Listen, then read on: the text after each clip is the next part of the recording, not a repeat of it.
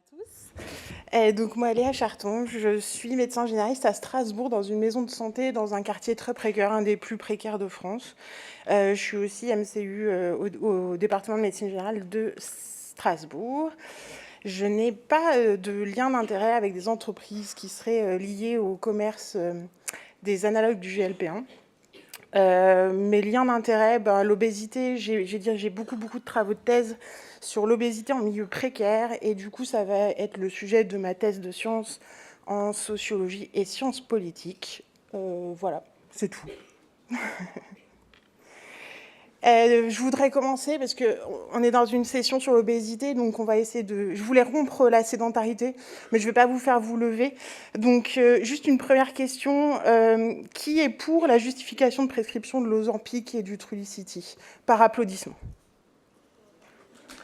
Voilà, merci. Qui est contre? Ah, je suis un peu déçue. Je pensais que ce serait le contraire. Bon. Du coup, j'ai pas besoin de faire de synthèse, vous êtes déjà convaincus.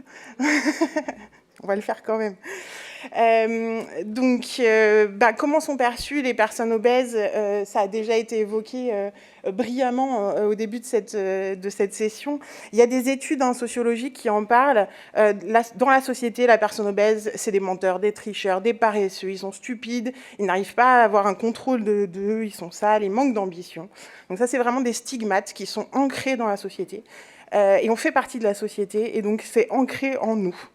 Ces stigmates sont à l'origine de discrimination, et on sait que les personnes en situation de surpoids et d'obésité vont à niveau socio-économique égal faire moins d'études, avoir des professions moins valorisées, et donc avoir des conséquences sur leur statut socio-économique. Ça va affaiblir leur position sociale, créer de la mésestime de soi et une insatisfaction de sa qualité de vie. Les chiffres, ils ont été dit, je ne vais pas y revenir beaucoup. L'étude OFEO montre qu'entre 2020 et 2024, ça a encore augmenté. De toute façon, on le sait, ça augmente tout le temps, plus 140% depuis 1990 chez les hommes. Mais en fait, quand on regarde qui est-ce qu'il y a derrière l'étude OFEO, Mediapart nous en parle. Déjà, Mediapart nous rappelle qu'il y a un gradient social de l'obésité. Hein. Plus on est pauvre, plus on est gros. Il n'y a pas d'enquête publique, en fait, d'épidémio publique sur ces taux-là. Et donc, c'est mené par Odoxa à la demande de la Ligue nationale contre l'obésité, financée par Novo Nordisk. Novo Nordisk qui produit le Wegovy en particulier. La définition de l'obésité, pour l'OMS, c'est clair depuis longtemps, l'obésité est une maladie. L'assurance maladie dit l'obésité est considérée comme une maladie chronique de la nutrition. Donc, qui dit maladie dit qu'il faut un traitement. Qui dit traitement dit qu'il faut qu'on établisse des objectifs de traitement. Et qui dit objectif de traitement dit qu'il nous faut des indicateurs. Quand on traite une tension, notre indicateur, c'est la tension, et c'est la baisse de tension, et on sait à combien il faut que la tension soit. Quand on traite une insuffisance rénale, on sait le DFG, enfin voilà. Et donc là, quels sont les indicateurs pour traiter l'obésité? Donc, tout à l'heure, j'ai dit discrimination, stigmatisation. Dans le corps médical, c'est vrai. Ça a été rappelé tout à l'heure, il n'y a pas d'obèse à Auschwitz. Moi, j'ai vécu ça en vrai pendant mon internat. Une de mes co-internes, il y a une patiente qui nous expliquait que quand même, elle faisait vachement de sport, qu'elle mangeait bien, que des légumes, mais qu'elle n'arrivait pas à perdre du poids. Et ma co-interne, devant moi, lui a dit, il n'y a pas d'obèse à Dachau. Et vraiment, je trouve que c'était choquant. Je lui ai dit, d'ailleurs. Et donc, il y a des études sociologiques qui le disent. Les médecins parlent aux gens en disant « vous allez mourir, vous n'aurez jamais d'enfants », et c'est banalisé. Et donc ça, les gens le rapportent. Si ça vous intéresse, il y a plein de travaux qui ont été faits sur la grossophobie en médecine. Et il y a le collectif Gras Médical qui a fait une liste des médecins à éviter en France. Enfin voilà, c'est assez intéressant. La photo que je vous ai mise, c'est une pub aux États-Unis. Le slogan, c'est « l'obésité, c'est un suicide ». Et donc, c'est financé par la Ligue des chirurgiens bariatriques. Vous dire à quel point on peut être stigmatisant. Ça a été déjà dit, mais comme je suis censée faire une synthèse, je vais le redire. On est matraqué médiatiquement. Là, récemment, le Time dit « The Big Promise » pour la pilule. En fait, c'est du sémaglutide en pilule qui va être pris quotidiennement maintenant. New York titre en français « Bon appétit », avec l'Ozempic. Ça vous a été montré, la molécule miracle, l'effet Ozempic. Le Time, il dit des nouvelles routes pour un nouveau demain, quoi. Enfin, c'est vraiment, on va révolutionner. Ça a été à Londres. Ils ont fait des pubs. Donc ça, en fait, c'est totalement illégal, hein. C'est des pubs pour acheter des médicaments en ligne pour se faire des piqûres chez des gens qui sont objectivement pas obèses. Et moi, je me suis promenée à Paris il n'y a pas longtemps, et ça, c'était une pub dans le métro. J'ai décidé d'agir pour moi et pour ma santé, financée par Novo Nordisk. Partout sur Internet, les réseaux sociaux, je ne vais pas revenir là-dessus. Par contre, moi, pour préparer cette conférence, j'ai tapé c'est quoi la différence entre le Wegovy et l'Ozempic. Et puis, je tombe sur ça, puis je me dis, ah, c'est intéressant, il y a quand même des données, tout ça. Puis je me dis, mais Mia.co, qu'est-ce que c'est que ce truc? Et donc, je suis allée voir, et en fait, c'est un programme Body Reset, vous payez, et vous avez accès à un médecin qui vous prescrit des AGLP1 en téléconsultation. Enfin, voilà où on en est aujourd'hui. Et ça, c'est le premier résultat de la recherche Wegovy vs Ozempic sur Google. Et puis ça, je ne sais pas si certains d'entre vous l'ont reçu. Nous, à Strasbourg, on l'a pratiquement tous reçu dans nos boîtes aux lettres, les centres RNPC qui vous vendent une prise en charge globale du patient obèse, un truc super. Et en fait, l'Ordre national des médecins a dit que c'est un... cette société a pour objet social la création, le développement et l'aménagement d'un réseau de franchises et succursales ayant pour vocation la vente de produits se rapportant à la diététique. Ils ont contacté les collèges de médecine générale de diabéto et ils disent que ça ne répond pas aux données actuelles de la science ni aux recommandations de bonne pratique. À Strasbourg, nous, on a reçu ça via l'URPS, prise en charge de l'obésité, un nouvel accès pour les médecins généralistes, fait par le professeur d'endocrinologie du CHU, financé par Novo Nordisk. Le professeur Chanelière nous a envoyé ça, qu'il a reçu aussi dans ses mails, deuxième volet de l'enquête nationale du GLP1, financé par Lilly, qui commercialise le Mounjaro.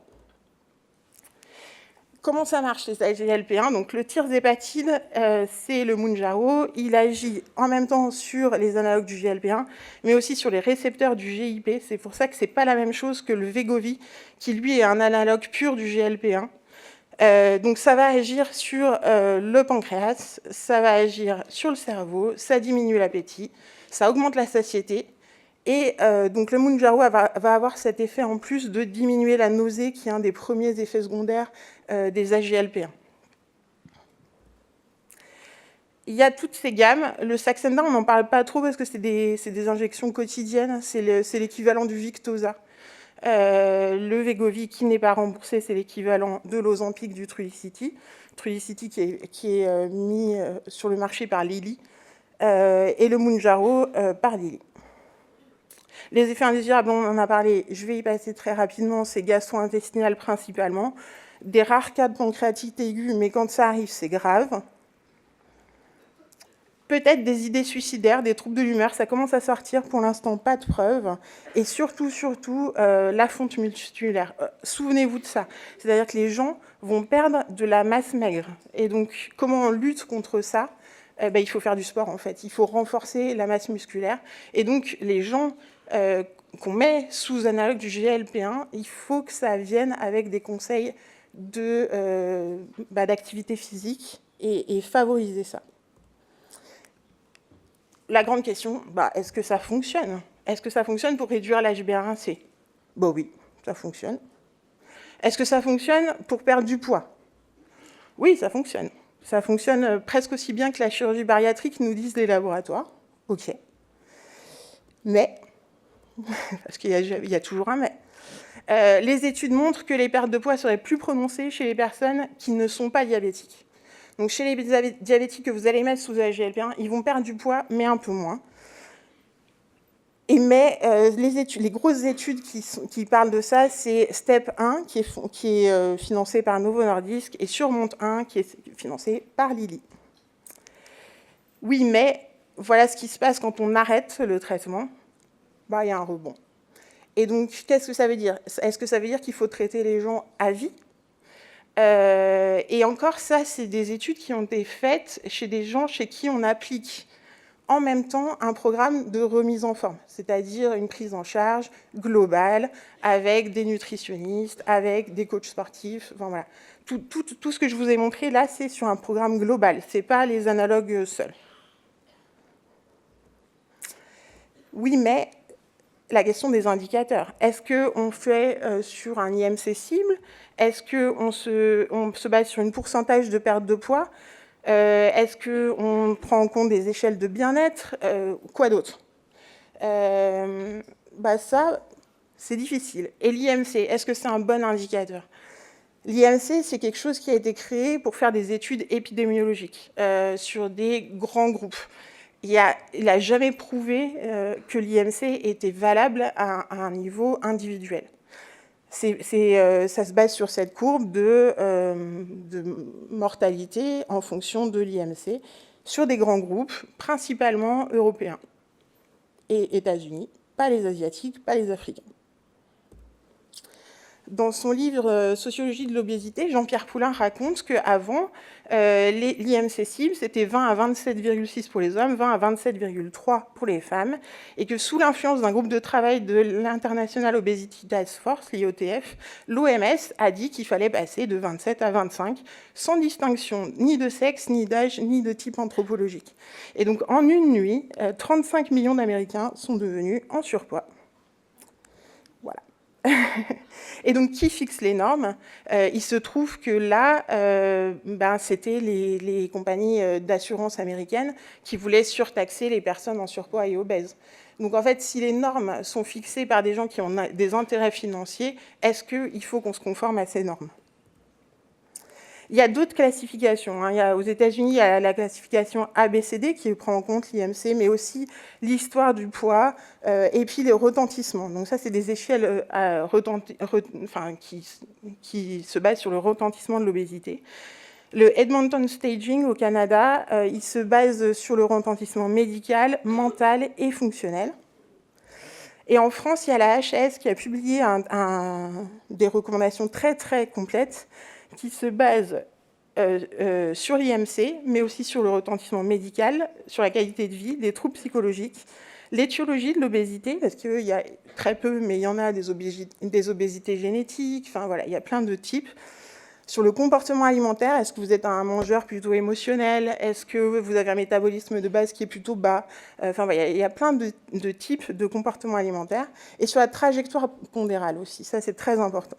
Et en fonction de ça, ils vont faire des stades de sévérité de l'obésité. Je ne vais pas aller beaucoup plus loin là-dedans parce que je ne suis vraiment pas spécialiste. Mais ça permet de phénotyper les obésités. Et donc, ça a un intérêt pour proposer un traitement personnalisé.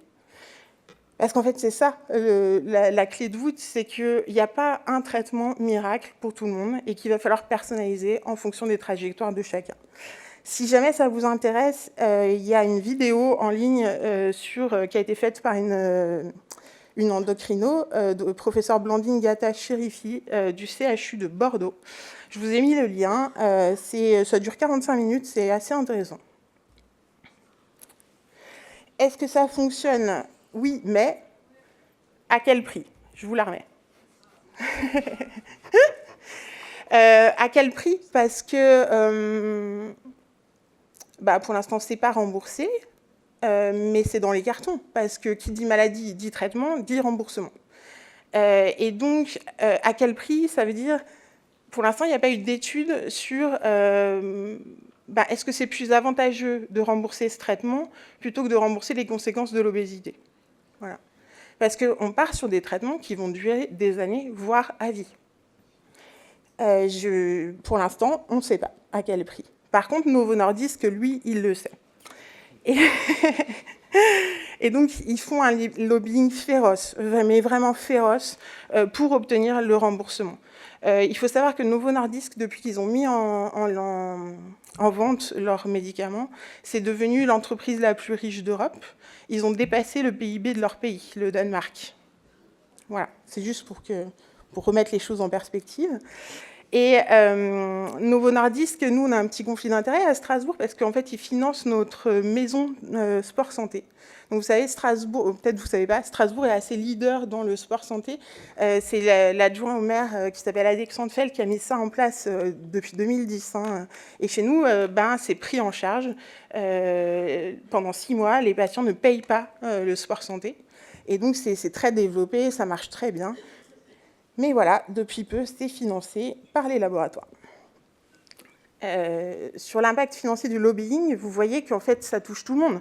C'est-à-dire que l'OMS, Novo Nordisk a versé 53 millions de dollars à l'OMS, aux spécialistes de l'obésité, 25 millions. À l'Europe, ils ont versé, aux États-Unis, enfin voilà, à tout le monde. Ils arrosent. Ils peuvent, hein, ils ont des sous. Moi, je suis une grande lectrice de Prescrit. Alors, que dit Prescrire? Est-ce que ça fonctionne? Ils ont fait quelque chose en juillet 2025. Donc, eux, ils disent que oui, et il faut faire perdre du poids aux obèses, que si on arrive à leur faire perdre 5%, donc eux, ils partent du principe que leur indicateur, c'est le pourcentage de perte. Donc, 5% du poids, ça diminue les complications en termes de pression artérielle, de cholestérolémie, de l'incidence du diabète de type 2.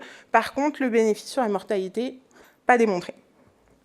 Et donc, il précise bien, aucun médicament ne permet de perdre du poids de façon durable et sans risque.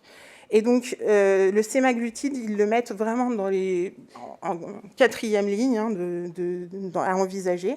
Et ils disent quand même que chez les patients qui ont déjà une atteinte cardiovasculaire, notamment coronarienne, ça pourrait être efficace et ça pourrait présenter un avantage. Mais c'est la seule indication qu'ils retiennent. Là, vous étiez déjà convaincu, alors on ne va pas le refaire. Et tout ça, en fait, on se concentre beaucoup en parlant des médicaments sur les facteurs individuels, mais on oublie que l'obésité, c'est une maladie qui est plurifactorielle, qui s'inscrit dans un environnement social, un environnement physique et un macro-environnement sociétal. Il y a eu un article du Monde hier sur la flambée des prix alimentaires amplifie les inégalités sociales. Mais en fait, tant qu'on ne joue pas sur l'alimentation des gens et sur l'accès à une alimentation saine, et ça a été dit au début, tant qu'on ne donnera pas à manger sainement aux enfants dans les cantines, on n'y arrivera pas. Et ce n'est pas les médicaments qui vont changer quelque chose. Les médicaments, ils jouent sur un facteur individuel. Notre prévention actuelle, le manger-bouger, le 5 fruits et légumes par jour, ils jouent sur des facteurs individuels. Or, ça pose la question de la norme. Et donc, on le sait, en consultation, quand les gens nous parlent de poids, ils ne parlent pas de la même chose que nous. Nous, on va leur parler en termes de santé. Eux, ils vont alors probablement aussi parler en termes de santé, mais beaucoup plus de ressenti sur la vie quotidienne, alors que nous, on va leur parler diabète, insuffisance rénale, cancer. Eux, c'est est-ce que j'arrive à m'asseoir dans le tram, est-ce que j'arrive à m'asseoir dans l'avion, enfin voilà, c'est des choses beaucoup plus terre à terre. Et ils vont parler aussi un peu esthétique aussi. Des études sociologiques montrent qu'en fonction de sa catégorie sociale, on ne va pas recevoir les campagnes de prévention de la même façon. Et pourquoi? Parce qu'en fait, quand vous êtes dans une catégorie supérieure, votre corps, vous savez qu'il faut l'entretenir d'un point de vue santé. Quand vous êtes dans des catégories beaucoup plus précaires, votre corps, c'est votre outil de travail. Et donc, il faut le nourrir. Il faut lui donner des calories, il faut qu'il soit fort, il faut qu'il résiste à une journée sur des chantiers, dans le BTP, en faisant des ménages toute la journée avec des horaires décalés. Enfin, voilà. Donc oui, il va falloir que vous lui donniez de la calorie. Et donc, en fait, quand on vous dit 5 fruits et légumes par jour, vous ne l'entendez pas. Et même, vous vous dites, c'est quoi ces conneries? Parce qu'en fait, moi, il me faut des pâtes, il me faut du riz, et il faut des trucs qui soient pas chers et qui tiennent au corps toute la journée. Donc, voilà. Je me suis un peu baladée dans mon quartier. Donc, dans mon quartier, il y a 2 supermarchés. Il y a Norma et Leclerc. Et donc, c'est un quartier, il y a 10 à 15 000 habitants. Donc, quand vous rentrez dans le Norma, à gauche, il y a des gâteaux et des bonbons. À droite, il y a des pâtes au Nutella, enfin tout ça, et des céréales. L'allée d'après, chips et soda. Et puis après, vous êtes à la caisse. Et là, on vous vend encore des sucreries. Il y a un tout petit rayon avec des légumes un peu moisis, là. Je ne vous l'ai pas pris en photo. Donc, je suis allée à Leclerc. Je me suis dit, ils vont faire mieux. Puis, il est immense, ce Leclerc. Bon, voilà ce qu'on trouve à l'entrée. Donc, voilà. Comment on ne peut pas parler d'une pathologie de la volonté? Ça n'existe pas. Ce n'est pas une pathologie de la volonté. En fait, on ne vous laisse pas le choix de ce que vous allez manger. Ça, c'est pour vous montrer, donc les lignes rouges, c'est 3 minutes autour d'un lycée et 5 minutes autour d'un lycée. Et il y a des lois qui interdisent, par exemple, d'un débit de boisson à moins de 5 minutes d'un lycée. Et à un moment, il a été question de mettre une loi en place pour interdire les fast-food à moins de 5 minutes d'un lycée. Bon, bah, c'est passé à la trappe. Hein. Voilà. Donc c'est aussi intéressant de voir qu'est-ce qui se passe auprès des lycées, des collèges, qu'est-ce que mangent nos adolescents. Et au niveau macro-environnement, donc la société, au Chili, grosse épidémie d'obésité, surtout infantile. Et donc, en fait, le ministre de la Santé a mis en place ces marqueurs. C'est obligatoire, il n'y a pas le choix. Et donc, c'est très clair, c'est des marqueurs noirs, c'est trop riche en sucre, trop riche en graisses saturées, trop riche en sodium, trop riche en calories. Plus il y a de marqueurs, moins vous achetez. En gros, c'était ça, la pub qu'ils ont fait auprès des enfants, tout ça. Ça a super bien marché. Le ministre de la Santé, il a été menacé par les lobbies. Hein, sa famille a été menacée, ils ont été obligés d'être mis en sécurité. Mais sur le taux d'obésité, ça a fonctionné. En Europe, on est un peu plus frileux. On a le Nutri-Score. C'est un début, hein, mais le Nutri-Score, il faut avoir une formation pour comprendre. Parce qu'en fait, c'est très intéressant, mais pour comparer des produits dans une même catégorie. Parce qu'en fait, si vous regardez l'huile, oui, ça va être le beurre, ça va être, c'est sûr. Alors que c'est des aliments qui sont intéressants. Donc, il y a une responsabilité politique. En plus, le Nutri-Score, c'est obligatoire, mais si vous payez une amende, vous ne le mettez pas. Voilà. Donc, il y a une pétition, d'ailleurs, en ce moment, pour le rendre obligatoire. Signez-la. Commençons par ça. Mais voilà, c'est tout à fait perfectible. Hein. Et on a une responsabilité scientifique. Là, il commence à être un peu vieux, cet article de prescrire, mais par exemple, on sait très bien que Coca-Cola a payé des scientifiques pour vanter la balance alimentation, manger-bouger. Alors qu'en fait, on sait très bien que le manger-bouger, à partir d'un certain poids, ça ne marche plus. Le manger-bouger, il marche quand vous êtes normopondéré. Ce que vous allez manger, vous allez pouvoir le dépenser, ce qui n'est plus vrai quand on est en surpoids ou en obésité, et ce qui n'est pas vrai chez tout le monde en plus. Mais donc, du coup, Coca-Cola, sa stratégie, c'est de dire, oui, vous pouvez boire un Coca si après vous allez faire un footing. En fait, c'est pas vrai. Et donc, je vais terminer par ça. Il y a ce site qui s'appelle Dur à avaler, et la conclusion de l'article de Jérémy Hanso, c'est le vrai poids de ces médicaments n'est peut-être pas celui qu'on perd, c'est celui qu'ils font peser sur nos choix de société. Et donc, voilà. Peut-être que si la société fait des choix différents, on n'aurait pas besoin de ce traitement.